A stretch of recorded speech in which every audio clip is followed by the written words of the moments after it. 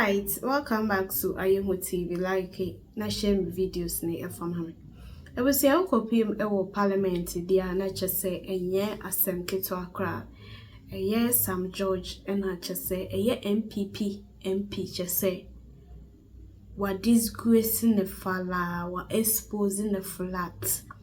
Eye parliament I will say MPP for jubilate parliament Eningwasiye ato eye NDC for any Sam George Yanko na yunkotie ensem ni bi embra ye ba de aka chin na ya to aso ede amon some kind of fishy deals in it a lot, and all of us must be concerned. I have not seen in the law anywhere that if sanctions are taken, it is the responsibility of the president to give them pardon. I haven't seen that.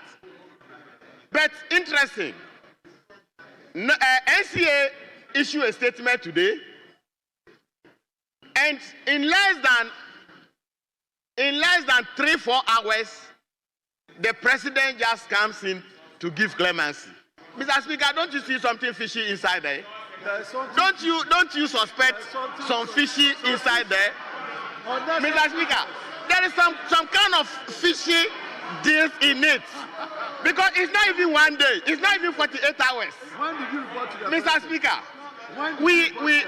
we all want to agree, and we all want to say. So, Mr. Speaker, the Constitution provides a comprehensive guide on the operations of the media space in Ghana. Let me rely on the views expressed by the Honorable Sam George, MP for Ningo Pampram, in the 8th Parliament. Mr. Speaker, he spoke strongly against ministerial action in respect of such defaults. He was against any form of penalty. And Mr. Speaker, in his argument, he relied heavily on the Constitution. Mr. Speaker, I adopt those views as though they were mine, to the extent that the Constitution makes certain broader provisions. And this is not to suggest that I am against the subsidiary laws enacted for the purposes of regulating these media houses as part of the checks and balances that are required or needed in every democracy. Mr. Speaker, democracy must be guided for the good of democracy itself. So I agree. But Mr. Speaker, in a situation where it becomes obvious that in the exercise of such discretion, there is a clear breach of Article 296, as my respected colleague, the former ambassador to South Africa and MP for Abrim just said, the intent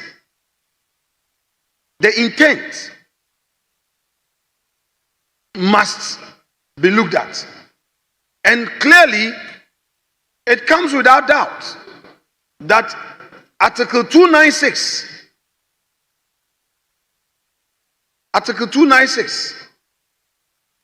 has some questions for NCA and the ministry to answer.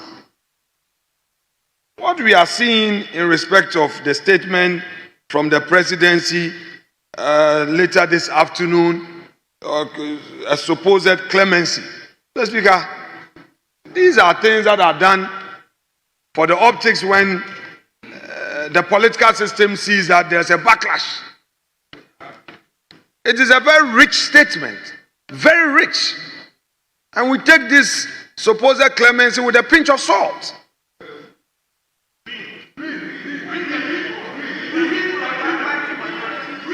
Mr. Speaker, we take this with a pinch of salt. That the NCA, together with the ministry, have embarked on a certain path, and now Mr. President, exercising his supervisory mandate, is now telling them that don't do it. Couldn't this have been discussed in-house prior to this decision? Well, Mr. Speaker, we have been in government before, so we can understand the situation the government finds itself. Mr. Speaker, I have heard certain views being expressed to the effect that, oh, yesterday we heard of similar actions by the executive. I recall that as a member of the appointment committee, the issue of the closure of some radio stations became a critical matter for us to even discuss at the appointment committee. And our friends opposite were very, very firm in their conviction. And I shared those sentiments with them. Our business is varied. Opportunity is hereby given to the minister responsible for communication and digitalization. Honourable Member, you have the floor. Thank you, Right Honourable Speaker. Right Honourable Speaker, FM radio broadcasting remains the most widespread and accessible medium of mass communication in Ghana. For many, especially in rural areas, radio broadcasting is more than a source of information and entertainment. It's a trusted lifeline for civic engagement, public awareness, including national emergency alerts and national dialogue. It connects people to the government, the economy, and each other, often in real times. Mr. Speaker, under Ghanaian law, any entity seeking to establish and operate an FM radio station must first obtain a frequency authorization from the National Communications Authority, the NCA.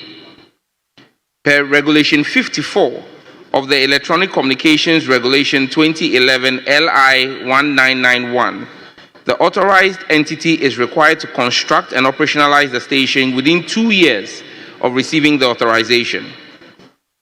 Before any station is permitted to go live, the station must invite the NCA to inspect the construction and installation of the station to certify that the station conforms to the standards established by the NCA for radio broadcasting in Ghana. It is upon the grant of the test transmission authorization or a certificate of compliance that the station can commence operation. This process, Mr. Speaker, is not optional. It is the legal foundation for ensuring that our national spectrum is used responsibly, professionally, and in the public interest. Mr. Speaker, the term of an FM radio broadcasting authorization is 5 years. Under Regulation 56 of the ECR 2011, a renewal application must be submitted to the NCA at least 3 months, 90 days before the expiration of the existing authorization. Failure to comply with this 90-day prior timeline results in the application or any new application being treated as a new application before the NCA. In fact, the Electronic Communications Tribunal, chaired by Justice Dateba, affirmed this position in the case of the Ghana Independent Broadcasters Association versus the NCA Appeal Number ECT/APP/002/2017. Mr. Speaker, on 12 February 2025, shortly after I assumed office as the Minister for Communication, Digital Technology and Innovation, I issued a directive to the NCA to produce a complete listing of frequency authorizations granted or renewed within the preceding 60 days. The objective of the audit was to produce an accurate and up-to-date inventory of all assigned, unassigned, and unauthorized frequency holdings in Ghana. It sought to identify cases of spectrum hoarding, detect underutilized frequency bands, and strengthen enforcement action against entities operating outside the law. Mr. Speaker, alarming revelations unearthed by the initial exercise necessitated me to expand this directive to a nationwide forensic audit of all FM broadcasting authorizations aimed at discharging our sacred duty to manage state assets with integrity. This is part of our Operation Recover All Loot initiative, ORAL. Mr. Speaker, the NCA's audit showed several cases of non-compliance with the regulation and conditions of broadcasting authorization. The preliminary audit revealed over 600 active radio stations with frequencies, many of which were inactive, expired, or improperly renewed. Mr. Speaker, as of this morning, the NCA has commenced phase 2 of our regulatory enforcement following the broadcasting regulation frequency audit. This phase targets several categories of non-compliant FM stations whose operations contravene existing laws and regulations and includes the following. Group 1, 28 FM radio stations who are currently operating with expired authorizations. Despite the NCA instructing these stations to cease operations in 2024, several of these stations have continued broadcasting unlawfully. These actions constitute a violation of Section 2(4) of the Electronic Communications Act 2008. Group 2, 14 FM stations, which were issued notices of revocation for failure to establish operations within the required 2-year period following the grant of their authorizations. These stations later requested technical inspections but have not completed the process and have continued to broadcast in violation of Regulation 54 of the Electronic Communications Regulation LI 1991. Group 3, 13 FM stations which applied for authorization to continue operating and have been issued provisional authorization but have not settled the provisional authorization fees in full. Mr. Speaker, without payment of these fees, their authorizations are invalid and their broadcast is a violation of Section 2(4) of Act 775. The last group of stations that we took action on this morning are 7 FM stations who have paid their provisional authorization fees but have not yet received final authorization in fulfillment of the technical and regulatory requirements under Regulation 54 of LI 1911. Mr. Speaker, spectrum is a finite and highly valuable national resource. It is a public good held in trust for the people of Ghana. Those granted access must therefore comply strictly with all applicable legislations. Mr. Speaker, a few minutes ago, His Excellency John Dramani